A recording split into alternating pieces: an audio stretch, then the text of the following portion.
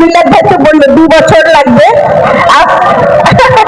আচ্ছা, আমি আমি আমি আসলে আমি একটু সত্যি কথা বলি, আমি সময়টা দিলাম না, আমি এটা বলি যে যত তাড়াতাড়ি সম্ভব সেটা করানোর চেষ্টা করব। এটা এটা আমাদের, আপনারা এই বিশ্বাসটুকু রাখেন, আমাদের সবকিছুর একটা কার্যের পরিধি আছে, সেই পরিধিটা যত লম্বা সময়টাকে আমরা যত কম সময়ের মধ্যে এনে আপনাদের এই এয়ারপোর্ট চালু করার জন্য যা করার দরকার আমরা রাত দিন পরিশ্রম করে সেই কাজটা করব এবং জনাব তারেক রহমানের নির্দেশে আমরা সেই কাজটা করব। জি, প্রাথমিক কাজ 1 মাসের মধ্যে আমরা শুরু করে দেবো, কারণ ভিজিবিলিটি স্টাডি করতে হবে, এটা আপনারা তো জানেনই।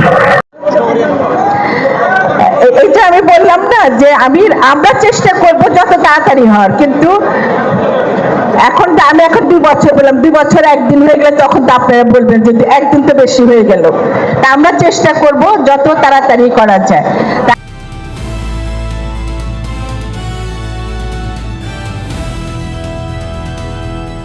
দিনাজপুর টিভি, মানুষের জীবনের কথা বলে।